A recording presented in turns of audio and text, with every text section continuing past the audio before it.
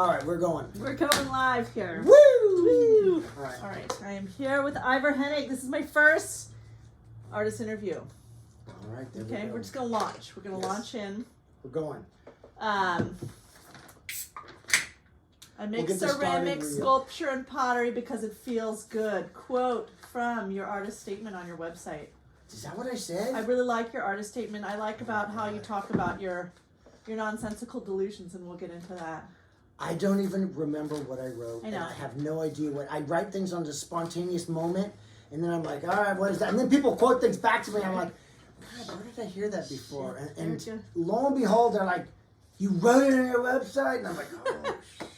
It's true. People do look at your website. All right. So I'm gonna launch into my questions. We're gonna go back. We're gonna go way, way back. You ready? Go way, way back. I'm all for it. Back in time here. Cheers. Cheers. Bing. Happy hour interviews. Happy hour interviews. Okay, Iver, when did you come to art? It was weird. Art has always been part of my life. As growing up in a family with parents that are potters, Yeah. I couldn't help but have art surround me.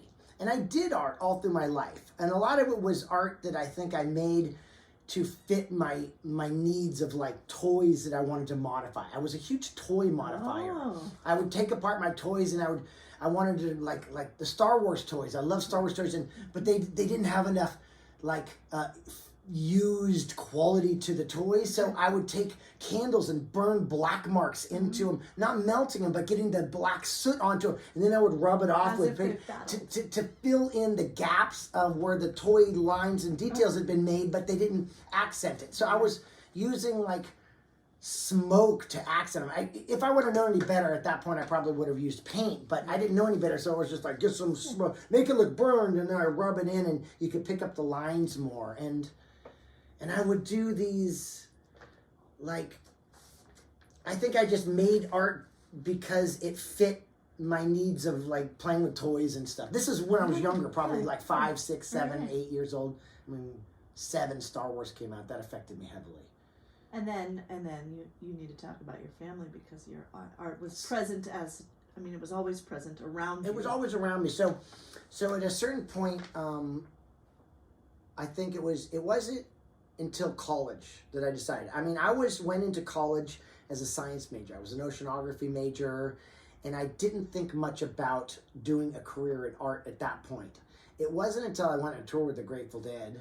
Well, but as a middle schooler, high schooler, never took an art class. You never took an art class? I never once took an art class throughout high school. Did you mess around in your parents' studio? Yeah, I made stuff in there, and make things, little sculptures. I actually did make, when I was younger, my parents would always put clay in my hands, and I would make funny little art pieces, and they would sell them at the Renaissance Fair, and they would collect the money and put it away for me, and then at a certain point, it would give me a little bit out here and there. So they would nickel and dime me some cash from time to time. So you saw. Yeah, and I also made a night, like a ceramic night, when I was 13 years old, and me and my dad entered the masterpiece competition at the Renaissance Fair, and we both won that year. And I got in for some. I think they gave me an honorary award, but I did have one. They gave me a big old plaque medal. And me and my dad both won that year. Where is that sculpture? That sculpture is in a display case at Dan and Lori's house, my parents' house, and they own it. I mean, it's theirs. They stuck it in there. Nice. Okay, so we're going to launch into the general focus of your work. And by the way, you need to do a lot of editing on this because there's a lot of BS. It's perfect. It's perfect. It's perfect. We love BS. We live the world's field of BS. Okay, tell me about the current, like, when you work post childhood, as you've tell me about the focus of it when you. After I went on tour with the Grateful Dead, I made pottery to pipes and little jars and little paraphernalia things in order to pay and fund my tour back east because I had no money to do that, and I would be living on the road for a month and a half. And it made a ton of money. I couldn't believe it. The first show I was there, I made like $200 or $300 in a day. The concert tickets were only $20 at that point. Right. Wow. And I made, I think, $300, and I I told myself I would if I after all these concerts, if I hit Vegas and I had made enough money, I would move to I would go out east and do the tour. And after that tour, and I made it, and I made a bunch of money. And after that tour, I realized that you can make money doing art, and I could see that. And I actually had all the information in my brain because I'd been sucking it up from my parents for years, but I didn't realize it until I was starting to, the cash was starting to come in. I was like, oh, you can turn this stuff. My dad always told me, you can turn mud into gold. Potters are the only real alchemists. So, literally mud, gold. When I listen to art actor interviews, you know, and their parents are actors, do they encourage you or discourage you from the trade? I don't think they did either. Yeah, they didn't do that. They just let me decide on what I want to do, and they're like, okay, cool, well, we'll try, you know. And they wanted me to go to college, and I was really into science my junior and senior year, which I think tied in with my interest in ceramics, because ceramics is deeply embedded into the science world, and I feel like that effect of connecting art and science in this really cool way is what really drew me in a lot of ways, to ceramics in particular. But I was doing other art forms. After I went on tour, I started taking art classes because I was like, I think I need to do this. I did take one art class before that. It was a very important class. I took a scientific illustration class at Humboldt State University when I was up there doing, and it was really to fill in so I could draw better for notebooks and stuff. And I fell in love with it. And that became the only thing I was interested in. I realized I don't care about the science. I care about the art part of it. The art part is this fun part, and that's all I really want to do. I can do science as just a fun little enterprise of like investigations. But the art is what I wanted to make. So, how do you choose your subject? You know, I think the subject chooses me. It's always something that affects. I mean, if I don't know what to make, I go back and I make the stuff that's orders for. We have a line of work at this point in our lives, half of which I swear I ripped off from my parents blatantly, but the other half I consider, you know, family trades. And there was times when I was working in the studio early on that I helped incorporate or bring to the table some different design elements or useful different tools. I mean, I told them to really start using underglazes, and since then, of course, they take them 10 times further than I could. I mean, my parents are they are true artists. I'm a hack who just needed a career that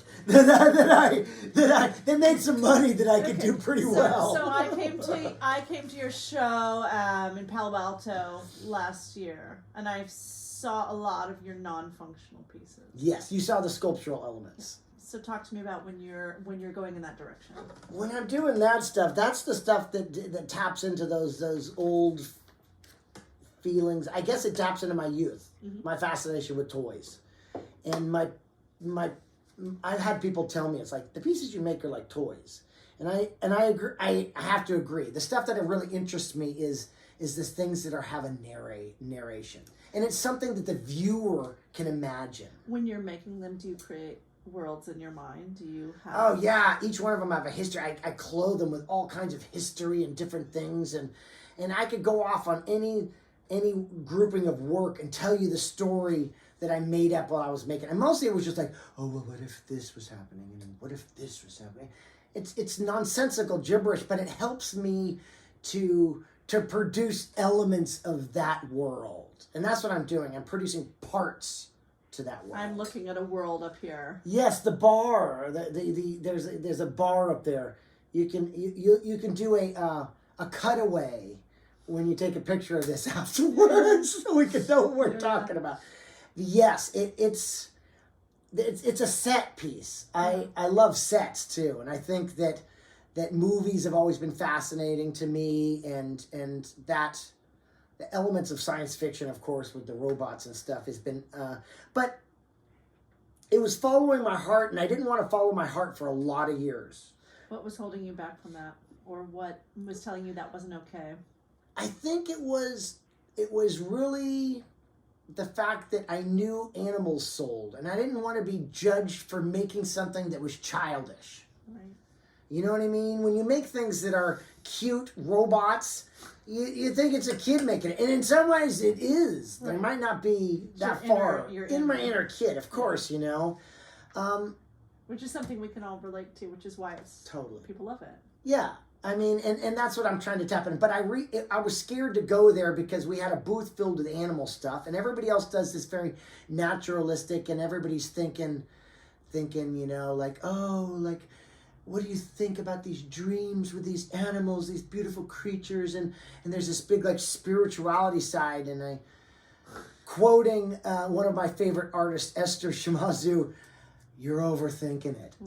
So that does segue nicely into who are you influenced, or what are you influenced by? I'm influenced by science fiction heavily. I'm influenced, but not just science fiction. I'm influenced by science fiction, but steampunky kind of raw, dirty road warrior, Star Wars, used future sort of stuff, grittier.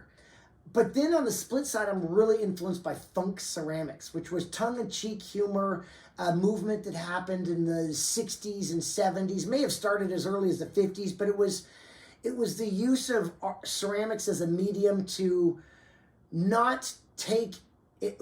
They were coming out of the post-war expressionists with people like Peter Vokas and a lot of these other artists that were doing this very abstract expressionist sort of work, big thrown pieces, gouged lines, color, wood-fired.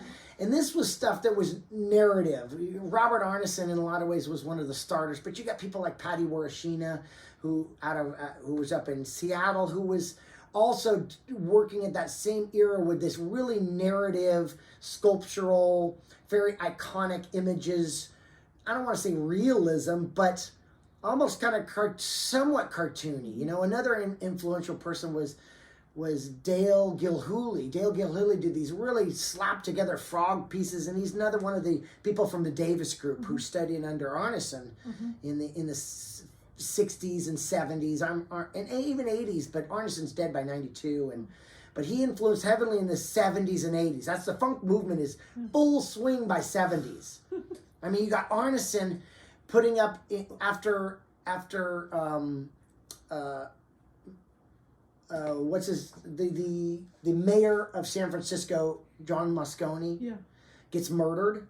They hire Arneson at that point to do the featured piece at the Moscone Center. And that had a big impact. I mean, the piece made such an impact that they clothed it back up. There's so much controversy involved in that. That's a whole other ball of wax. We won't go there. Right. Just look up the controversy of the Arneson sculpture for Moscone. And it was about pushing the limits. I mean, in that is the essence of the funk movement, where he's got the beautiful portrait of Moscone, and down on the pedestal there's bullet holes, and it's bang, bang, bang, Twinkies, referring to the Twinkie defense that the guy got off of. This is heavy stuff. And then it's unveiled in front of his wife. Public art. And she's just like, no. So you like the irreverent, just tongue-in-cheek humor. Arneson made, ceramic turds and made himself as a dog and put him turds all around him as an installation. Humor. Weird and funky building styles where it's kind of slapped together, it's loose, it's completely opposite of what technology should be. So I'm influenced by that steampunk. Yeah. And then I want to flop it and make it look like it's dough. It's got to be soft. It's machines with softness. It's like a Led Zeppelin. It's contradictory utterly. Wow, I like that. I like that. So I have a question here. How do you confront or explore beliefs and desires? I don't know. Sometimes I do beliefs. I always think when I think of beliefs, I think of like political stuff. Those are my how the world should run kind of thing. And I'll do those from time to time. I've done a number of political pieces, and they don't sell that much. You don't want to bring them to shows because you piss half the people off. Nowadays, you really don't want to bring them. I saw something about not wanting to put your neuroses on someone else's wall. You don't want to put your neuroses on someone else's wall, but I don't mind making statements about ideas. And I have in my book over there, I have drawings of pieces that would offend so many people because I want to build them so badly, but... Well, what's holding you back from that? A teaching job. Right. where You're I busy with that. not to necessarily that I would offend anybody in the teaching world because they don't understand, they don't have a connection with the ceramics world. I could do shows of work that would nobody at the school would ever know about. But I don't have the time with teaching all the time to come and do. I tend up coming in and going, there's a list of things that need to be made for the shows. Jen, I have a partner that needs pottery thrown. So in a lot of ways, I'm just strapped to the wheel, throwing pots. And then as soon as I get the time to work on it, she's like, I'm done with all those pieces. I need more pots. It's a push-pull. And I'm back to the potter's wheel. Right. And so Real I grind out pottery. Real life versus the just art for art's sake. Yes. That's always a push-pull. It is, isn't it? What As draws you know. you to an image? Image. I don't always see things in imagery. I sometimes see them in three-dimensionality. And an image, I guess, but I also see a scenario, an area, a scenario, a scene, like a play. Yes, an arena. An arena. Where it's got its boundaries. I feel like an art piece is a reverse of an arena where its boundaries are its edge. And each part of that edge, like the Roman Colosseum, it was a beautiful, well, of course, everybody thinks of the original arena. And the Roman Colosseum had its things on the outside and everything. It was a piece of work where you could wander down the halls and there was little food stands and everything was there. All the parts worked together in this machine that was a machine of entertainment. Did you make dioramas as a child? I love them. yeah, there you go. There you go. I love dioramas. I absolutely, and so each piece became an environment to have a story told. Okay. You know, and each part of the piece, part may have a front, just as every set has a front, but the back is a place where you can incorporate things. And for a long time, I didn't incorporate things. It was a missed opportunity. I worked too fast, and I would have an idea, and I would want to pump out the idea and move on too quick to start another one, when I really should have been stopping and making sure every part of that idea was complete. Now, as an adult, and as I've gotten better at art, my artistic wisdom has grown. I've realized that every millimeter counts on the piece, and then I've got to make sure every part counts on a serious piece. Yeah. But that doesn't mean that I still fulfill that, because after I get the pieces out of the kiln, I'm like, I've been yelling at my students about not doing that for so long, and here I am doing it. Well, I had a student tell me today, we learned. you always tell me to get rid of the scratches, and they're looking at my work and there's a scratch on it, and I'm like, and so I started telling them like something like, oh, so there's this glaze over here that's just like, they're like a good diversion, dude. How do you want people to feel when they're looking at your work? They need to solve the puzzle. Yeah. They need to beat the game.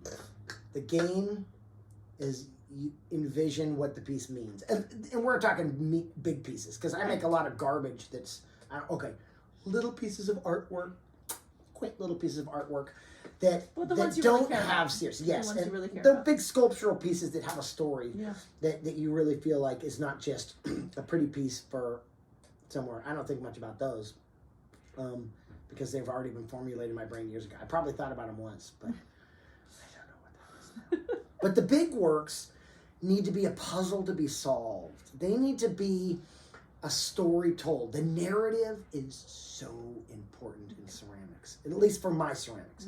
It's about the viewer telling the story of what it's about. And they envision the world that this piece lives in, and the split second that has captured this piece in still motion, and the past and the future, and how those things all zoom together.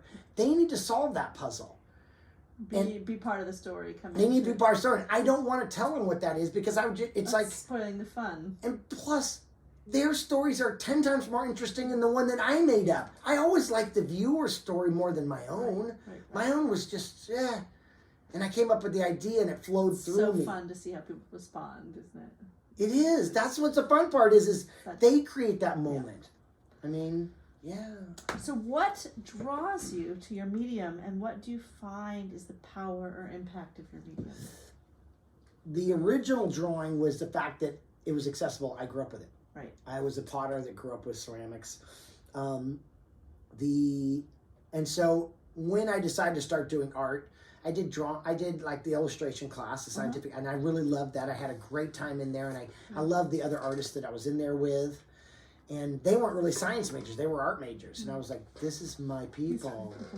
Oh, I get it now. I was trying to like find my own way.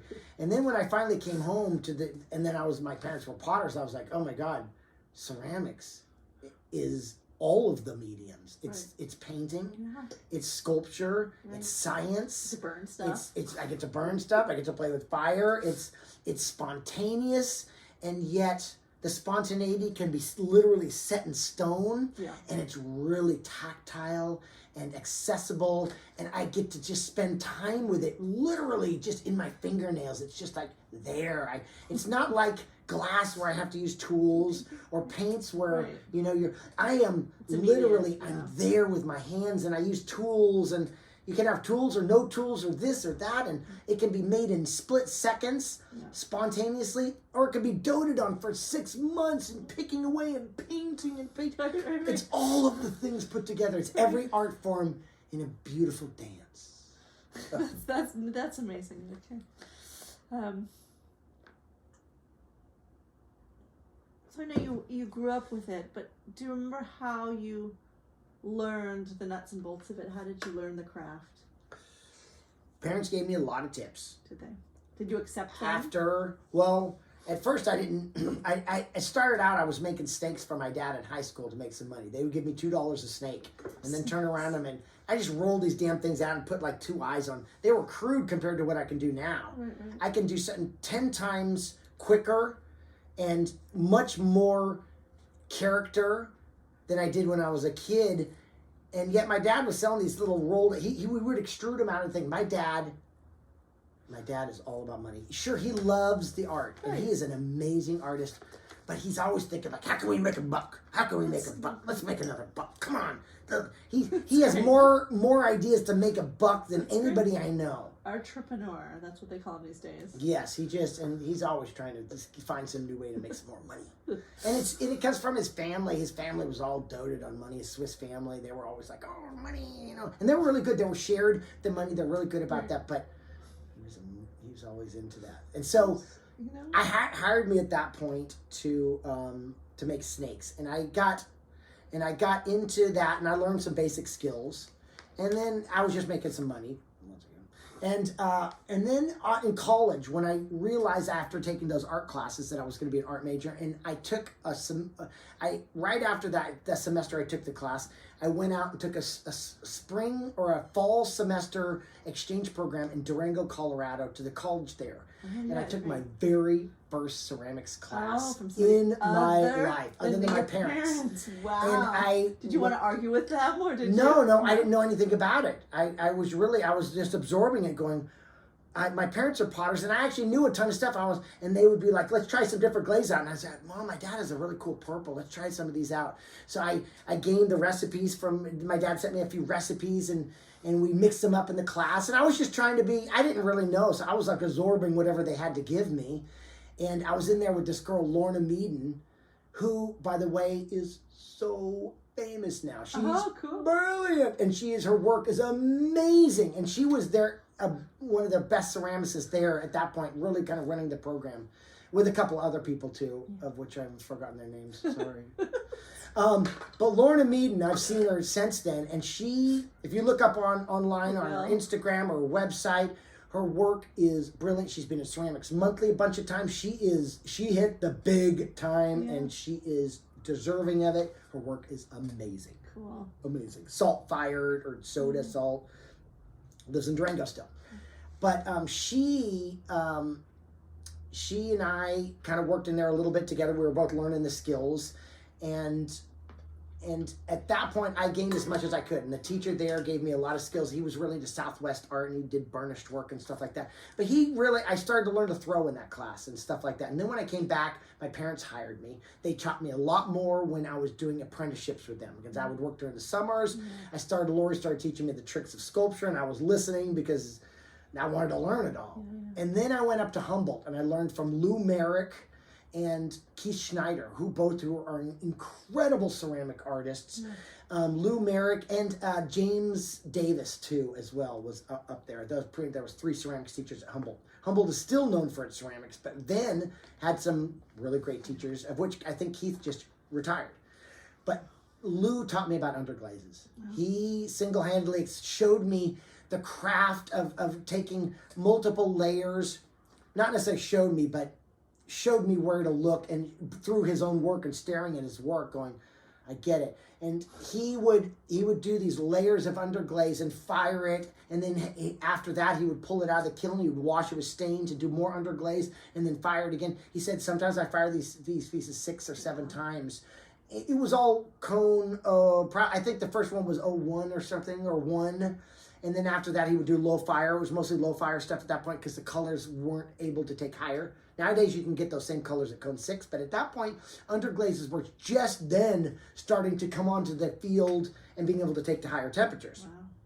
Wow. And he taught me that underglaze, or showed me, he led me to believe underglaze was really the key to painting on sculptures. Yeah. He taught me a lot about that. They showed me how to make molds, of which I became obsessed with after that. I learned a lot from those guys up at Humboldt. I give them a lot of credit for just watching what the kind of work they did and bringing an environment that was good. And then when I got back, I apprenticed with my parents a couple more years and started my own business immediately. And then it was just 20 years of go to learn the craft. And in the middle of that, I got a teaching credential and started teaching full-time high school. And had a baby. And so those things all lessen the amount. But I still kept trying to be a worker, to explore, because the best way to learn this material is to do it over and over. Spend hours with it. Do you remember the very first piece that you sold, aside from the little ones that your parents sold at the Ren Fair? One that was truly from you? Probably some of these little, I don't know, that's a good question. The earliest was probably these little things that I made, and I would make these little sculptures, my parents said, and I would stamp things out and put little stamps, and then I would go sit in the street at the Renaissance Fair. I'm 3 or 4 years old at this time. 5 years old maybe. After 5, I started to wander around the fair and get into trouble, and I didn't want to sit there and sell art. I was like, I'm going to go see if I can scam some food from the food booth. Or go ask somebody, or apparently pee on somebody's booth, I've been told. Yeah, I told you to stop peeing on my booth and you were a little kid. Oh, God. They never, see, all that crap they never let me live down. Oh, my goodness. But I don't know. It was one of those pieces. And there might have been one that was more... kind of like little... I don't know. From the sale? Yeah, when they gave me some money. Yeah, money? I don't know if I appreciated art as a kid. It was so part of my life that it was just like, it was like eating breakfast. You just did it. Was there another later phase where it was like maybe post-college where you went, maybe when you started your business? Yeah, and there was years where me and Jen were exploring the medium and having to, my parents and I told Jen a lot about it, but Jen is not someone who wants to be told anything. Jesus. So it was very difficult, and I was always trying to look at this technique, because she's like, and I realized pretty soon on that if I showed her a technique, she would never do it. Out of pure spite that she got told what to do. Like, I'm not doing something you told me to do. Even if it was a technique that's been around, which all the techniques I have learned have been around for thousands and thousands of years. I wasn't like telling her, it wasn't my technique. It was the stolen technique. My husband's wired that same way, so. Okay. Born to rebel. Yeah, so I learned a lot real quick that I just needed to work and do my own thing, and she's going to pick up the techniques on her own. And what I realized is that I had a lot to learn. She came up with all kinds of things that I would have said, oh, that doesn't work. And in fact, I did say a lot of the time, and she's like, fuck you. Pardon. That it was like, I want to do it myself. And she would do it herself, and I would say, that's never going to work. And it worked. Totally worked. Yeah. I was like, where's my words? I'll eat those for dinner tonight. Yeah, I ate my words so many times in our relationship. And when it comes to ceramics, she has taught me a lot about pushing the boundaries.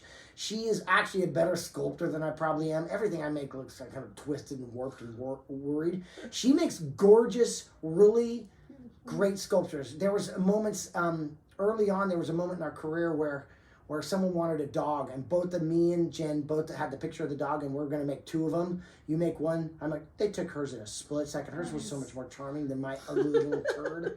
Oh my God. So I realized really early on that Jen's work is super, super nice, friendly. She's got a natural ability and zero official classes. She never did art classes. She did a couple, here and there, but nothing official. All on just observing what's going on around her and learning it. And here I am, born and raised into it. She's probably better at it than I am. I'm going to be honest, What do you do to get out of a creative funk? Drink heavily. No, I'm just kidding. When you just take a break. Take a break. I mean, if you're in a creative funk, you might be... there's never a moment there's a really creative funk. Even if I've been in a creative funk for a year and a half, I've made hundreds, maybe thousands of pieces. But nothing that. But I've been in a creative funk since the whole pandemic. So I've been in a creative funk for 2 years. I don't feel like anything I have has been profoundly advancing my career. But I've made thousands of pieces of work that have all sold at the Renaissance Fair. Mugs and jugs and worms and this and little doodads of one sort or another. But they were all just noodling around, making sellable items so that we keep the business running. Fake it till you make it. Wait till the... I need to get back in and make some big sculptures so that I can not sell them and have them stored away in my shed, like all the other ones that I've done. Around the card. Okay, so on that note, how do you deal with your inner critic? I argue with him relentlessly. We get in huge fights, and I talk to myself, and it turns ugly at times. And then it calms down. My inner critic is constantly at me. Every time I make a piece, I'm criticizing. The inner critic is probably louder than my creative voice, and it's a demon that I have to deal with. And at this point, I've dealt with it for so long. My whole life has been this little you suck. And it's just like, oh, that sucks. Shut up, go. And you just kind of have to pick up the pieces and keep going on. Everybody has that demon. Everybody sits there and pines up. No one likes me. We all do that. Every human being does that. And you just have to pick up the pieces and keep moving. You look for inspiration around the world. Every so often you'll see something, or there'll be an event or another piece. Sometimes it's another piece of art, but usually it's an event or something I want to say, or somewhere I want to take people away from the problems. I do a lot of weird, quirky narrative pieces when times are hard because people want to escape. They desperately want to escape. And so I just try to look out and find something that says something and go with those moments. You know what I mean? I'm feeling it. I'm feeling like there's a bit of bottleneck of this creative energy that's been stuck for a couple of years. And I feel like it's going to just come pouring out soon from the faucet. I do get the feeling like there's been pressure built up, and eventually something will happen. But until then, I'll keep making. Yeah, I trust it's something. I'll need to make something happen in some pieces that are more dynamic and stuff. And mostly it means making bigger work. You know what I mean? It's sure little pieces, you can get away with little pieces, but sometimes you have to make pieces that are as big as you so that people notice it. Or in particular, if you look at all the big time potters, and now we're talking the academic, play the game, popular ceramicists, not popular ceramicists. There is an undercurrent of who's who in the who's who of the ceramics world. People are being shown. Some people are being dissed. Some people are fantastic artists that are not known by anywhere. There's darlings of the magazines and Instagram and things like that. And I ain't one of them, but I try to put the stuff out there, Not very well with getting my Instagram account. I'm looking pretty amateur right now. I'm looking like the bottom dweller of those, I can't even keep an Instagram account without getting it stolen by some crazy Bitcoin salesman. That happened to my daughter. Did it? Oh, gosh, it happens with everybody. So You know, whatever. You know, we all get everybody gets their Instagram account stolen. Well, not everybody. Some people are smarter than other people. Okay, what was your last art supply purchase or splurge? Art supplies? Yeah, like when you go into the art supply store. And it could be a fantasy splurge. It doesn't have to be a realistic splurge because you do have a lot of things you need. I mean, I have so much stuff. But if you went into... Do I get to splurge through another entity? Because I do that a lot. The school, I have money. Yeah, what's your fantasy splurge? I got them all. Okay. I've done them all. The problem You're is spoiled. Okay, I'm spoiled. Yes, I'm spoiled. If I could, I would get a new gas kiln that has a computer so that it would run by itself. Ooh. That would be a fantasy part. Here, if I could, we're talking fantasy. Yeah, but that's like $28,000, $30,000. That would be a fantasy splurge. Okay, fantasy splurge is now, great. reality splurge. Recently, I purchased this weekend, yesterday, I purchased a cup. Sunday, that was a few days ago. Sunday, I purchased a cup from the artist in Felton. Did you go to their Dan studio? Osorio. Okay. Went to his open studio, and I bought one of his painted cups. And I bought 3 of them. And one of them I bought from Dan, because Dan had mentioned he'd liked one, and I got his. And then I got one that said Jen. These are all Christmas presents. Don't look at the Christmas. And then one of them I got for the classroom. Perfect. And so I picked up that and I brought it into the class and I showed everybody and everybody got to hold it and if they want now it's in the display case at the school. Nice. Okay, I have one last question. All right. You ready for the last question? Oh. If there's anything you wish you'd have known before becoming an artist, what would it be? That's good. I don't know. You know, I wish I would have known that taking business classes in college would have been more important than all of the art classes I took. Yeah. Because the art's there. The art was already there. You know what this college is? Sometimes it's the minds of the people, but mostly it's the facilities. You're not going to college to get necessarily tricks and tips. Those can come from books. Those can come from online. The teacher is just going to give you what's already out there. They may inspire you. They may tell you to go in direction. They may have words of wisdom, but really you're there as an art student. You're there for the facilities. Yeah. You're there so that you can try blowing glass because you ain't going to do that on you just like, I think I'll set up a glass studio this weekend. Right. You are going to work at a painting studio so that you have access to a place where you can store paints and all the things and everything can be stored. You're going to access a jewelry studio so that you can get all the equipment that they have, ceramic studios, sculpture places for foundries. No one can do those things on a whim. Right. And a college has all of them in one location. And if you're an art major, you just go down the line and pick away at them. You're going there for the facilities. So art business is something that you Art business. Oh my God, I wish I would have taken business classes to show me how to run a business, how to pay taxes, how to all those things, how to line up stuff. Nowadays, back then, I couldn't have known that the internet would have been what it is. Right. But nowadays, I would definitely go into how to make an online place to sell your work, how to create an online presence, how to create a frenzy about your persona, because you're selling your persona. Right. You're not selling necessarily your art. You can make beautiful art, but if you have a crazy persona, the art will just sell itself. Like ching, ching, ching, ching, ching, ching. There is people who have become sensations on the internet whose work is great, but it wouldn't be selling in 5 minutes an entire kiln load in 15 minutes unless they created the persona. The persona. So you got to know all that. Cheers to Cheers persona. to persona. Ivor, thank you.